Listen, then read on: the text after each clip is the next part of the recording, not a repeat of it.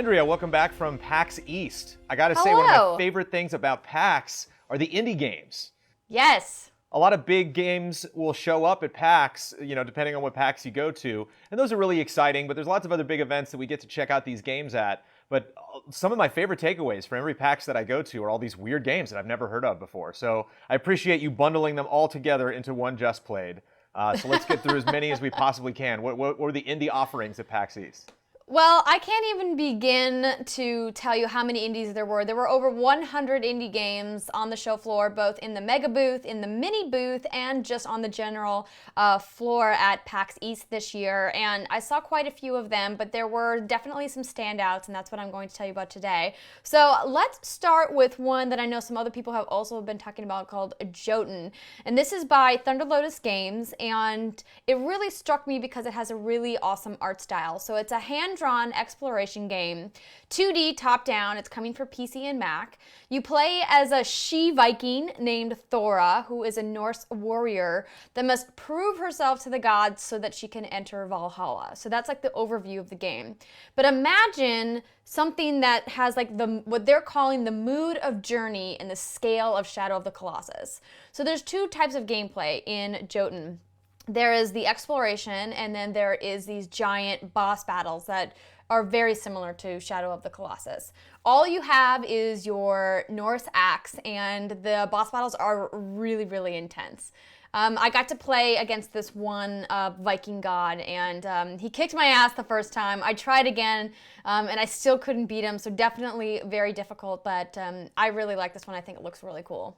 Does it seem like something that you would get better at if you had played more? Or is it just like the con floor jitters?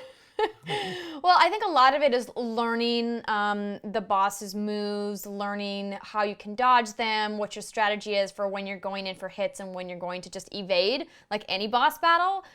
Sometimes it just takes a little bit to figure out, what your strategy is going to be. I mean, and when there's so many boss battles, it's like you have to also be good with combat and know what you're doing. But the combat is not like particularly intricate. I mean, you're basically just swinging an axe.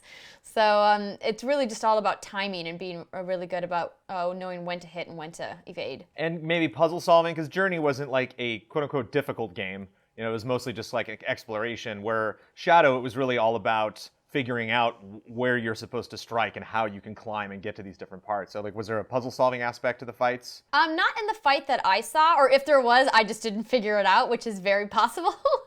But we only saw one boss fight, a very small demo of the game. But I'm really looking forward to checking out more, because I think there's not enough stuff that's really combining multiple genres in a way that I found to be this interesting. Anyway, but yeah, so that's Jotun. Another game that I wanted to mention to you was Nog. Now this is by a collective in Montreal called Co-op Mode, and it's coming for PC, Mac, and Linux in sometime this year. And it's about exploring different shaped heads. Now I saw this game, and the first thing that I thought of when I saw the game was Hohokum. Did you ever play Hohokum? I haven't, but I'm familiar with it. So that game really doesn't have a point to it, for lack of a better phrase. The whole experience is really just exploring and kind of taking your time and figuring out how things work, and that's really what Nog feels like. So there's all of these different heads that when you flip them around kind of have this mini world inside. I was talking with the dev team, and they kind of likened it to Polly Pocket, where you open it up and you have all these little tiny movable pieces inside. It's about figuring out which knobs you can move, which things you can turn over, and there's a lot of puzzle solving involved, but there's no timers, there's like no XP, you just kind of like take a leisurely stroll through this really kind of awesome artistic world, which at first, when I first saw Hohokum, I was like, what's the point of this game? I don't even understand it. But sometimes it's nice to take a break from like really heavy action games to do something that's, almost calming in a way. Especially at a convention. It's kind of nice to pick up something that I imagine a game like that would demo really well. Because if you only get a small time to experience it, it's like you were saying before, it's not like a boss fight that you're going to have to try multiple times. I remember playing Salt and Sanctuary at PSX and being like very stressed out because I'm just like, I really want to get through this demo and beat the boss. But if you're just kind of running around and exploring the world, I imagine that shows very well. Yeah, absolutely. I mean, and everyone's demo experience was different, right? Deciding which head you were going to explore and how far along you got through each of the puzzles and things like that. So I really enjoyed it. I think it's cool. I told them I thought it would be a great game on Vita, so we all have to tweet to Gio Corsi, hashtag building the list. Get that on Vita. I think it would be great there. Another game that really stood out to me was a game called Thumper. It's by a studio called Drool, and they describe it as a rhythm violence game. What do you think a rhythm violence game is? I don't know. You also, when you were talking about our previous game, you were like, so it's a game about heads that you explore. So moving on, it's like, wait, stop there. That. So yeah, rhythm violence. I guess you could just add violence to anything. It's like Jell-O. There's always room for violence, It's like Jell-O.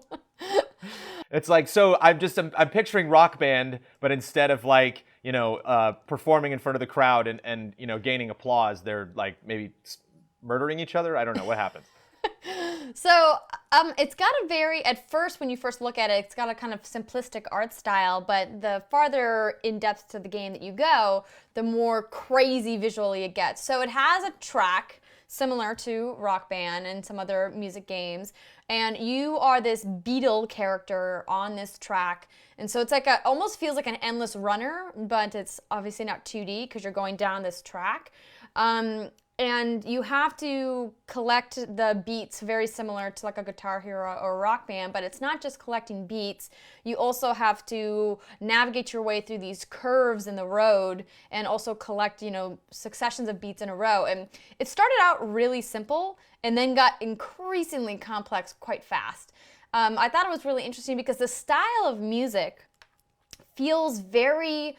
it's obviously electronic, but it feels very like dark in a way that it's hard for me to describe unless you actually like hear the music. And the end game is that you're, what they say on their website is careening towards a confrontation with an insane big giant head from the future. Not quite sure what that means, but essentially you're this beetle and you have to fight these outside forces, and you're doing it by progressing on this track through music. I thought it was a really interesting lots of concept. disembodied heads at PAX East. It sounds like in the indie department. Well, the indie department at PAX is there was stuff from all over the place. Like it's hard to describe it in a nutshell because there's so much creativity happening in the indie space. But this one I love music games in general. I'm a big rhythm and music fan in the gaming space, but this one looks cool. Don't know when it's coming out. It's still pretty early in development, but it looked awesome. So another music game, since we're talking about those, that I saw was called Just Shapes and Beats. So they've been working on this game for a while. It's by Berserk Studios, and the name says it all. It's Just Shapes and Beats. So it kind of reminded me at first a little bit of Geometry Wars, except it doesn't have as much going on screen that you have to manage, because you might think it's a twin stick shooter, but there's no shooting element. Essentially what you're doing is you're evading all of these different effects that are on screen that are all different kinds of shapes. So essentially you're a shape like a triangle or a square, and everything else on the screen is red, and you just have to avoid everything that's red. And the music is this really intense electronic music, and it really has an awesome beat to it, and you can play 4-player co-op. And if you're playing with other players, if one of them gets hit by one of the red items on screen, you can go and save them. And the goal is, of course, to get to the end of the level. And it was really fun. I had a really great time playing co-op. When we were talking with the team, they're like, there's pluses and minuses to playing co-op and playing alone. When you're playing alone, you don't have anybody to worry about. You never have to stick your neck out to save anybody. But when you're playing alone, there's nobody there to save you if you die, which is an interesting way to look at it, of course. But I really like that game. So is it a time-based thing? Like, do you win the level because you've survived for a certain amount of time, or do you actually have to get somewhere? Do you have a goal? And if so, how do you know where to go? Well, I mean, it's side-scrolling, but it's kind of like it's weird to describe because it's not exactly like you're progressing through a level. It's almost just like you're in the same black box on screen, and then the stuff that's happening on screen changes as the song goes along. So each song in the game is an actual song from a real artist. And they have the artist name and title at the bottom of the screen. music video style when you start each song, and the goal is to make it to the end of the song. Describing a game from a new indie game that someone has not seen yet from PAX is like describing a dream. You know, you're just like, I was kind of on the side there, and there were like music bars. It's like Rock Band, but not really, and then there's severed heads flying around. So yeah, you just gotta, it's like, I haven't seen these games, and I know that people watching this video are getting B-roll, so they get the complete picture. But I'm getting all sorts of interesting imagery going on in my head. Thank you, Andrea. What's next?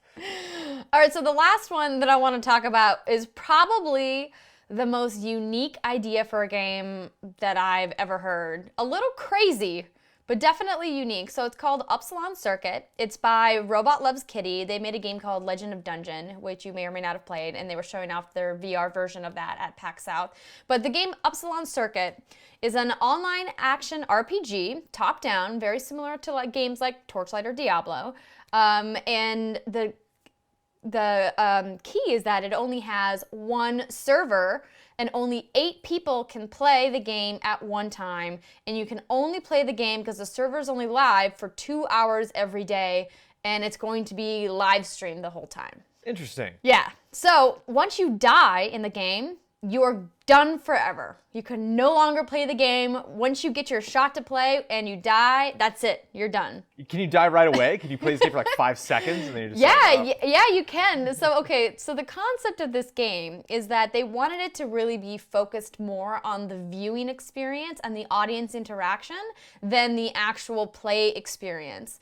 So I kind of likened it to Running Man in a way, where it's like very audience focused and like the players are really disposable.